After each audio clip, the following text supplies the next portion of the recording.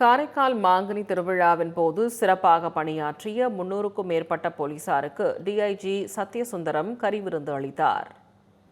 புதுச்சேரி மாநிலம் காரைக்காலில் உள்ள காரைக்கால் அம்மையார் கோவிலில் கடந்த 10ஆம் தேதி மாங்கனி திருவிழா வெகு சிறப்பாக நடைபெற்றது. கடந்த ஆண்டை விட 2 லட்சத்திற்கும் அதிகமான பக்தர்கள் விழாவில் கலந்து கொண்டனர். திருவிழாவையொட்டி சுமார் 12 மணி நேரத்திற்கும் மேலாக போலீசார் பாதுகாப்பு பணியில் ஈடுபட்டனர்.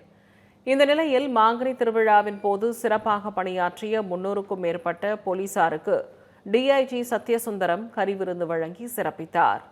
அசைவ பிரியாணி, சிக்கன், முட்டை ஆகியவற்றுடன் விருந்து வழங்கப்பட்ட நிலையில் போலீசாருக்கு டிஐஜி சத்யசுந்தரம் வாழ்த்து தெரிவித்தார்.